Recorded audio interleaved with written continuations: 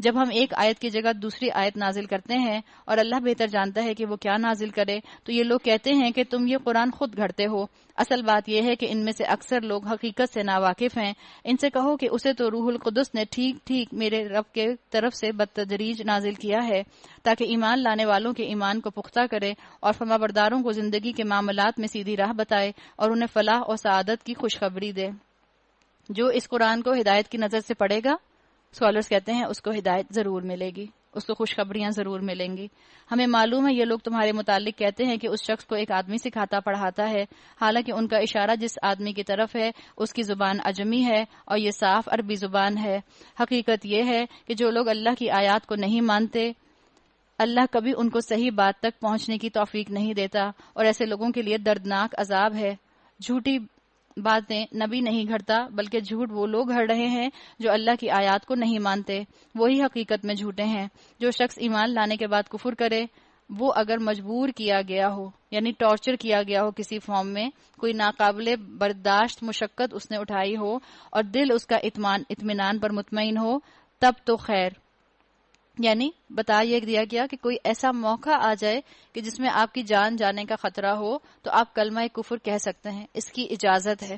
بہرحال عزیمت کا درجہ موجود بھی ہے، عزیمت کا درجہ بھی ہے کہ کلمہ کفر نہ کہا جائے اور شہادت کی موت جو ہے اس کو گلے سے لگا لیا جائے، اور اجازت بھی ہے، یہ رخصت بھی ہے کہ چاہو تو کلمہ کفر کہہ کے اپنی جان بچا سکتے ہو۔ مگر جس نے دل کی رضامندی سے کفر کو قبول کر لیا اس پر اللہ کا غضب ہے، اور ایسے سب لوگوں کے لیے بڑا عذاب ہے۔ یہ اس لیے کہ انہوں نے آخرت کے مقابلے میں دنیا کی زندگی کو پسند کر لیا، اور اللہ کا قاعدہ ہے کہ وہ ان لوگوں کو راہ نجات نہیں دکھاتا جو اس کی نعمت کا کفران کریں۔ جب عمل صالح کرنے سے خاندان والے جو ہیں وہ آپ سے کٹتے ہیں تو کمزور ایمان والوں کے قدم ڈگمگا جاتے ہیں، اور وہ سوچتے ہیں کہ بھئی دنیا بناؤ، آخرت کس نے دیکھی ہے؟ اللہ بڑا رحم دل ہے، اللہ کو پتہ ہے میرے خاندان والے بڑے سخت ہیں، اللہ کو پتہ ہے میرے خاندان والے بالکل بھی میرے ساتھ سپورٹیو نہیں ہیں، اللہ کو پتہ ہے کہ میں نے کمپرومائز تھوڑی کیا ہے، یہ تو میں اپنے خاندان کے اندر سکون قائم کرنے کے لیے کر رہی ہوں۔ وہ انداز کفران نعمت ہو گیا۔ یہ وہ لوگ ہیں جن کے دلوں اور کانوں اور آنکھوں پر اللہ نے مہر لگا دی ہے، یہ غفلت میں ڈوب چکے ہیں، ضرور ہے کہ آخرت میں یہی خسارے میں رہیں، بخلاف اس کے جن لوگوں کا حال یہ ہے کہ جب ایمان لانے کی وجہ سے وہ ستائے گئے تو انہوں نے گھر بار چھوڑ دیے، ہجرت کی، راہ خدا میں سختیاں جھیلیں اور صبر سے کام لیا۔ یعنی ہر مرتبہ لوگ آسانی سے اسلام قبول کر لیں تو اچھا، لیکن بہرحال آپ کو ہجرت کے موقع آئیں گے۔ آسانی سے اسلام قبول کرنے کا مطلب کیا؟ ادھر آپ نے قرآن پڑھا، ادھر آپ نے اپنی زندگی میں تبدیلیاں کرنا شروع کی، ادھر آپ کا خاندان سپورٹیو ہو گیا، ایسا بھی ممکن ہے، لیکن بہرحال ہجرت کے موقع آئیں گے، اور جس نے ہجرت کی اللہ اس کا اجر جو ہے اس کو برابر برابر دے دے گا۔ سختیاں جھیلی، جس نے اپنے آپ کو اپنے کمفرٹ زون سے نکالا۔ جب بھی کمفرٹ زون سے نکلیں گے تو سمجھیں گے آپ کے اوپر سخت وقت آئے گا، آپ کو اسٹرگل کرنی پڑے گی۔ تو اللہ نے کہا ان ربک من بعدھا لغفور الرحیم، اللہ اس کے بعد تیرا رب جو ہے غفور اور رحیم ہے، ان چیزوں کے بعد غفور رحیم ہے، پھر تم اس سے معافی ایکسپیکٹ کرنا۔ ان سب کا فیصلہ اس دن ہوگا جبکہ ہر متنفس اپنے ہی بچاؤ کی فکر میں لگا ہوا ہوگا، اور ہر ایک کو اس کے کیے کا بدلہ پورا پورا دیا جائے گا، اور کسی پر ذرہ برابر ظلم نہ ہونے پائے گا۔ اللہ ایک بستی کی مثال دیتا ہے، کانٹیکس میں مکہ ہے، اور ورنہ reference to context to whom it may concern جو بھی اس میں آ جائے۔ وہ امن اور اطمینان کی زندگی بسر کر رہی تھی، ہر طرف سے اس کو بافراغت رزق پہنچ رہا تھا کہ اس نے اللہ کی نعمتوں کا کفران شروع کر دیا۔ کہیں یہ کراچی والے تو نہیں ہیں؟ بہت نعمتیں تھیں، بہت فیسلٹیز تھیں، بڑی پروگرس تھی، لیکن پھر اللہ کی نعمتوں کا کفران شروع کر دیا۔ اپنے ارد گرد ہم ذرا خود اپنے حالات کا جائزہ لے لیں اور ہم خود دیکھ لیں کہ کیا ہم اس عنوان کے انڈر تو نہیں آ رہے۔ تب اللہ نے اس کے باشندوں کو ان کے کرتوتوں کا یہ مزہ چکھایا کہ بھوک اور خوف کی مصیبتیں ان پر چھا گئیں۔ ان کے پاس ان کی اپنی قوم میں سے ایک رسول آیا، مگر انہوں نے اس کو جھٹلا دیا، آخرکار عذاب نے ان کو آ لیا جبکہ وہ ظالم ہو چکے تھے۔ بس اے لوگو، اللہ نے جو کچھ حلال اور پاک رزق تم کو بخشا ہے اسے کھاؤ اور اللہ کے احسان کا شکر ادا کرو اگر تم واقعی اس کی بندگی کرنے والے ہو۔ اللہ نے جو کچھ تم پر حرام کیا ہے وہ ہے مردار اور خون اور سور کا گوشت اور وہ جانور جس پر اللہ کے سوا کسی اور کا نام لیا گیا ہو، البتہ بھوک سے مجبور اور بے قرار ہو کر اگر کوئی ان چیزوں کو کھا لے بغیر اس کے کہ وہ قانون الہی کی خلاف ورزی کا خواہش مند ہو یا حد ضرورت سے زیادہ تجاوز کا مرتکب ہو تو یقیناً اللہ معاف کرنے والا اور رحم فرمانے والا ہے۔ حرام کھانے کی گنجائش چھوڑ دی گئی ہے، لیکن بہرحال اپنے ذہن میں یہ رکھیں، اسکالرز کہتے ہیں کہ اب اس کا مطلب یہ نہیں ہے کہ آپ ویکیشنز میں جائیں، آپ کو بگ میک کی خوشبو آئے اور آپ کہیں اف اتنی زور کی بھوک لگ رہی ہے، اب آس پاس کوئی حلال دکان بھی تو نہیں ہے، کہیں سے بھی تو نہیں ملے گا مجھے گوشت، حلال برگر تو مجھے کہیں سے بھی نہیں ملے گا، تو چلو میں یہی کھا لیتی ہوں۔ اس کی بات نہیں ہو رہی۔ جہاں جان جانے کا خطرہ ہو تو جان بچانے کے لیے چند نوالے کھائے جا سکتے ہیں، پیٹ بھر کر پورا سیر ہو کر نہیں کھایا جا سکتا، صرف جان بچانے کے لیے، ویکیشنز کی بات نہیں ہے۔ اور یہ جو تمہاری زبانیں جھوٹے احکام لگایا کرتی ہیں کہ یہ چیز حلال ہے اور وہ حرام، تو اس طرح کے حکم لگا کر اللہ پر جھوٹ نہ باندھو۔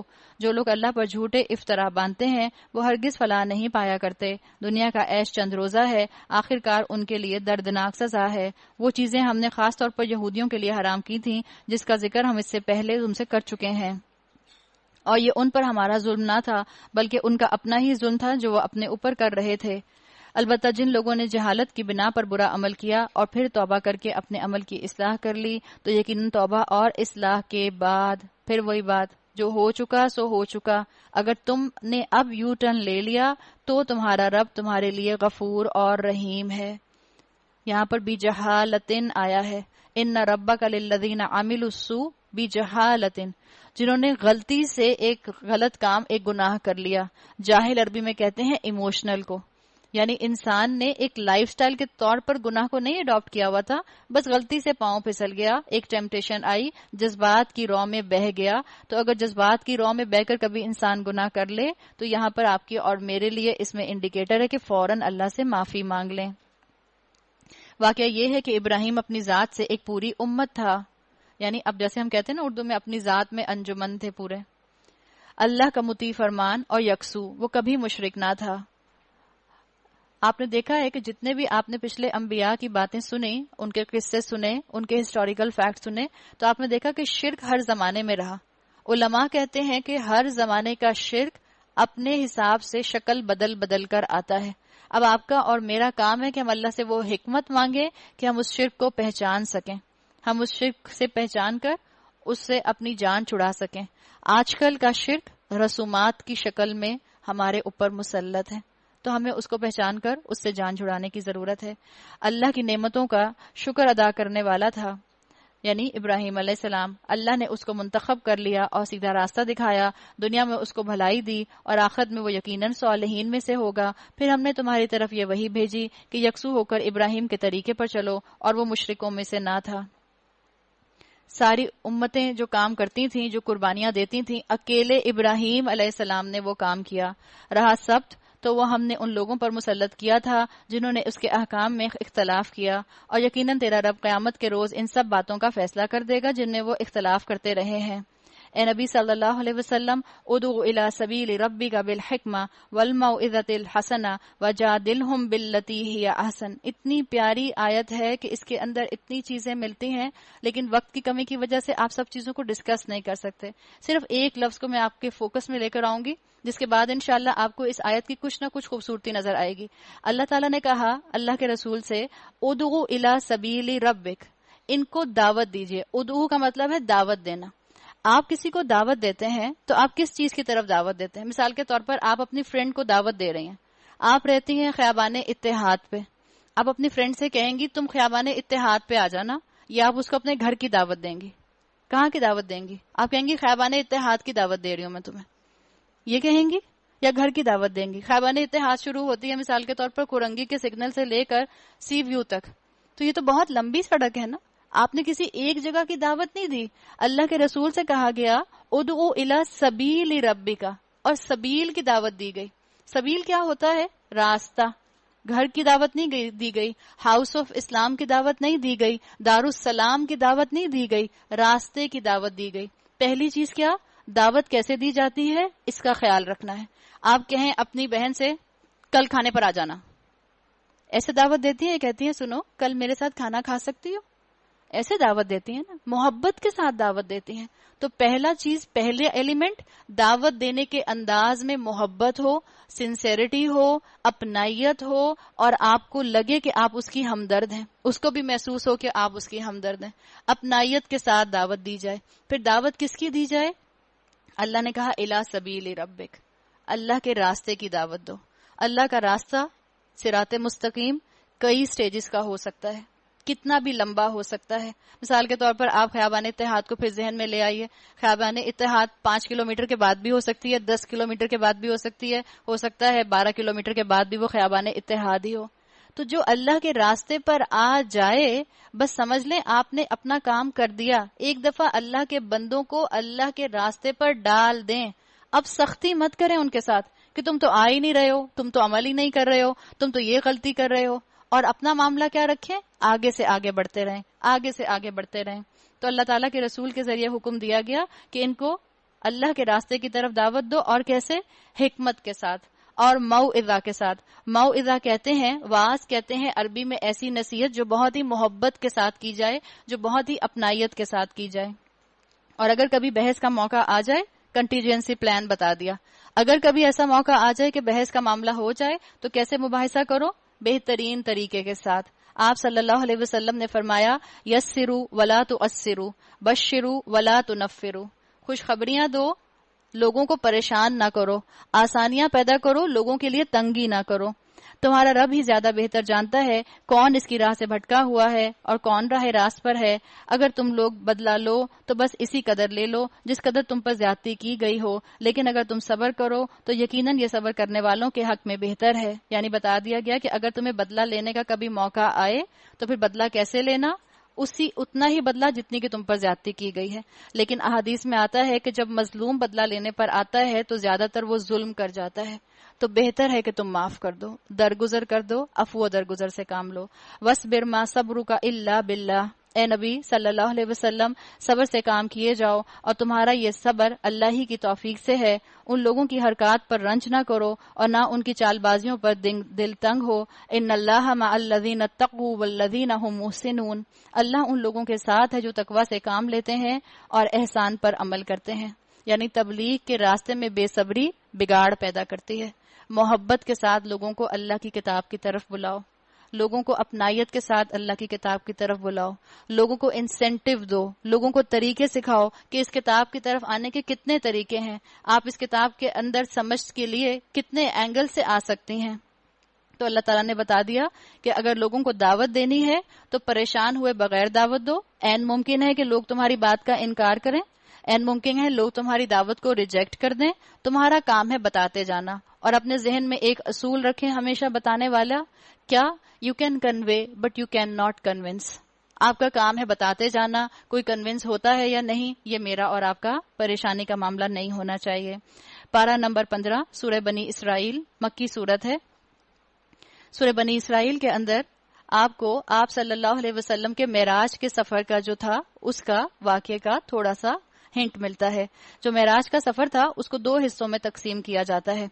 معراج کا سفر جو آپ صلی اللہ علیہ وسلم کا زمینی حصہ تھا اس کو اسراء کہا جاتا ہے.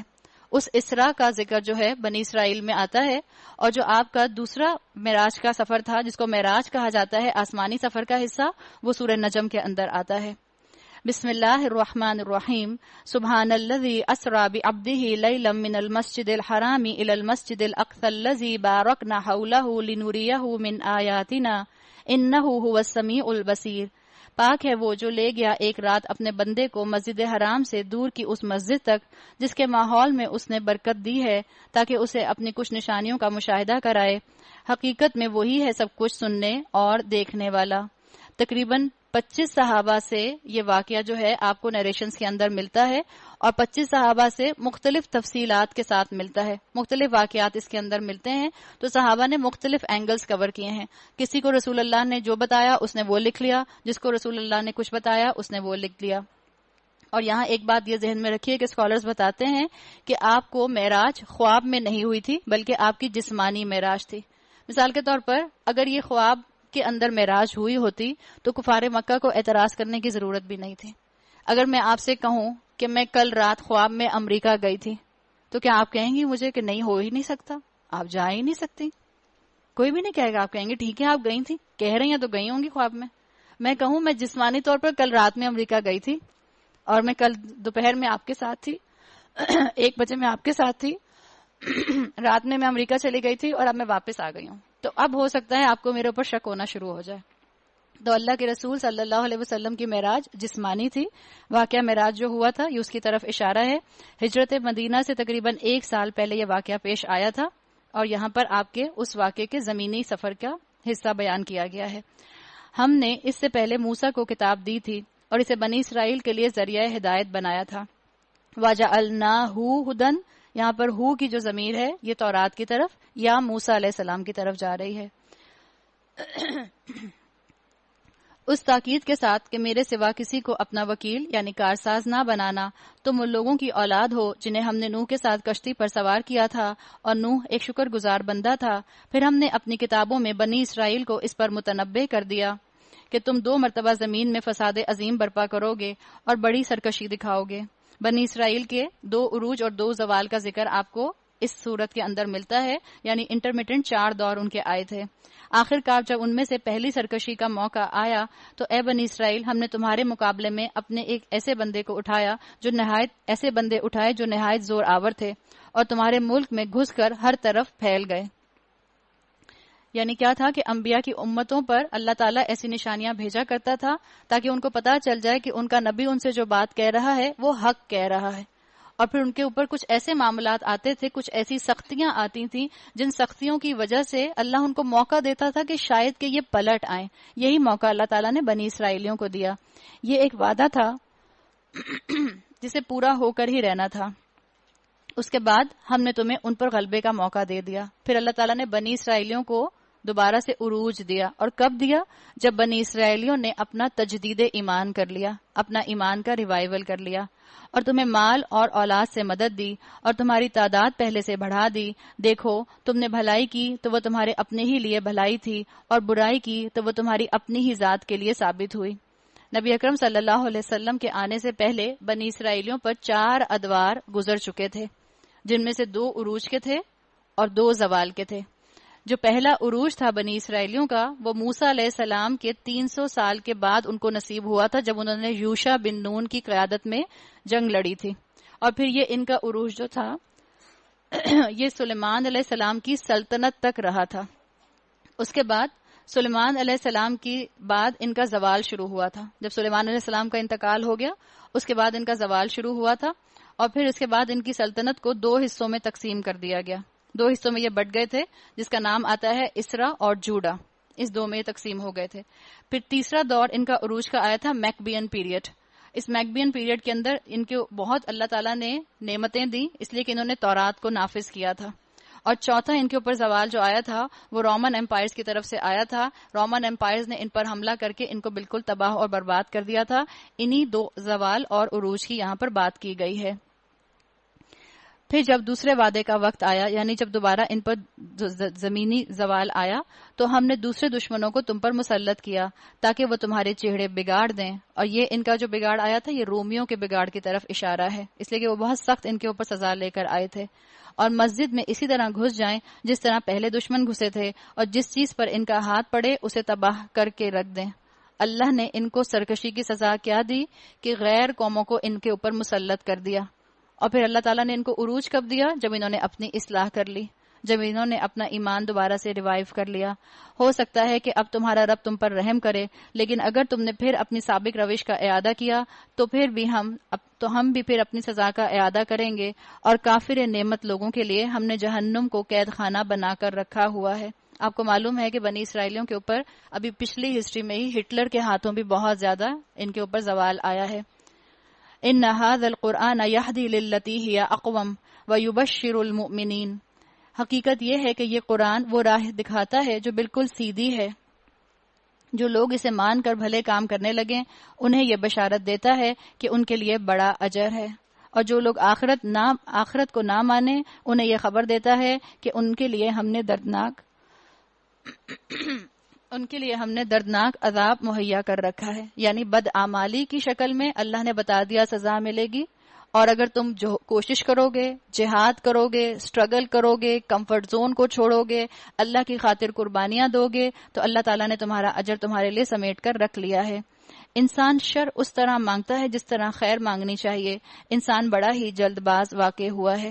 جیسے مشرکین مکہ جلد بازی میں اللہ کے رسول سے عذاب مانگا کرتے تھے، اسی کانٹیکس کے اندر یہ بات آئی کہ انسان جو ہے وہ جلدی خیر مانگتا ہے۔ حضرت عمر رضی اللہ عنہ کا واقعہ آتا ہے۔ حضرت عمر رضی اللہ عنہ کے دور میں اسلام عرب کے پیننسولا سے باہر نکل کر بہت پھیلا تھا، اور تقریباً آدھی دنیا کے اوپر مسلمانوں کی جو تھی حکومت آ گئی تھی، اس لیے مسلمانوں نے بہت فتوحات کی تھیں۔ ایک مرتبہ شام کے اندر حضرت عمر کو انوائٹ کیا گیا، اور شام میں بہت زیادہ امیر مسلمان رہتے تھے۔ وہاں پر حضرت عمر کے لیے اور آپ کے صحابہ کے لیے بہت لیوش کھانا، بہت لیوش میل تیار کیا گیا۔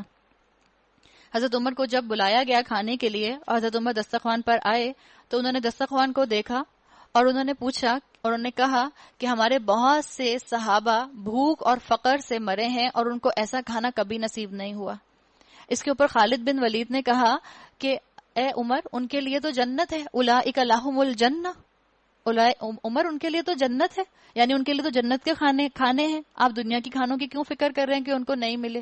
تو حضرت عمر نے اس کے اوپر کہا کہ کہیں ایسا تو نہیں ہے کہ اللہ نے ہماری خیر کو، ہمارے طیبات کو ہمیں جلدی جلدی دے دیا ہے، دنیا میں ہی دے دیا ہے، اور آخرت میں ہمارے لیے کوئی حصہ نہیں ہے؟ اور رونا شروع ہو گئے اور کھانا کھانا چھوڑ دیا۔ یہ معاملہ تھا صحابہ کا، اور ہمارا کیا معاملہ ہے؟ ہم کہتے ہیں اور دنیا مل جائے، اور دنیا مل جائے، اور دنیا مل جائے، حل من مزید، حل من مزید، ہمارا یہ حال ہے۔ تو اللہ تعالیٰ نے یہاں یہ بات واضح کی کہ انسان کے اندر بہرحال یہ ٹینڈنسی ہے کہ انسان بڑا ہی جلد باز واقع ہوا ہے۔ ہم بھی یہ چاہتے ہیں کہ ادھر ہم نیکیاں کرنا شروع کریں، ادھر ہمیں تعریفیں ملنا شروع ہو جائیں، ادھر ہم نیکی کرنا شروع کریں، ادھر خاندان ہمارا سپورٹیو ہو جائے، ادھر ہم نیکیاں کرنا شروع کریں، ادھر ہماری اولاد فرما بردار ہو جائے، ادھر ہم نیکیاں کرنا شروع کریں، ہماری اولاد کے رزلٹ اے اسٹار سے نیچے آئے ہی نہیں، ہمارے بچے ایک سے ایک اعلیٰ یونیورسٹی میں پڑھیں۔ کیوں؟ میں اتنی نیکیاں کر رہی ہوں۔ آف کورس ایسا ہونا چاہیے۔ انسان جلد باز واقع ہوا ہے۔ دیکھو، ہم نے رات اور دن کو 2 نشانیاں بنایا ہے۔ رات کی نشانی کو ہم نے بے نور بنایا اور دن کی نشانی کو روشن کر دیا، تاکہ اپنے رب کا فضل تم تلاش کر سکو اور ماہ و سال کا حساب معلوم کر سکو۔ جس طرح عروج و زوال کی بات کی گئی، اسی طرح اللہ تعالیٰ نے اس کے ریفرنس سے یہاں پر دن اور رات کی بات کر دی اور بتا دیا کہ جیسے دن کے بعد رات آتی ہے، ایسے یاد رکھو ہر کمال کو زوال ہے۔ مسلمانوں پر ایک وقت گزر چکا ہے کہ مسلمان دنیا میں بہت عروج پر تھے، آج اس قوم پر زوال ہے، آج یہ قوم سو رہی ہے۔ ورنہ ایک وقت مسلمانوں کے اوپر کیا تھا کہ مسلمان کے لیے شاعر نے کہا تھا کہ خورشید کی مانند جیتے ہیں، ادھر ڈوبے ادھر نکلے، ادھر ڈوبے ادھر نکلے۔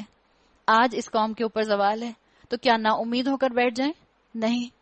جیسے دن کے بعد رات آتی ہے، ایسے ہی رات کے بعد دن بھی آتا ہے۔ امید کے ساتھ اس امت کو جگانے کی فکر کریں۔ پہلے میں خود جاگوں، پھر میں اوروں کو جگاؤں۔ وہ جو چوکیدار ایک زمانے میں ٹی وی پر دکھاتے تھے، وہ پھرتا ہے اپنے ہاتھ میں ڈنڈا لے کے اور کہتا تھا جاگتے رہنا، میرے پر نہ رہنا۔ ہمارا بھی بالکل وہی حال ہے، ہمیں بھی یہی کرنا ہے۔ میں آپ کو کہہ دوں، جاگتے رہنا، میرے پر نہ رہنا۔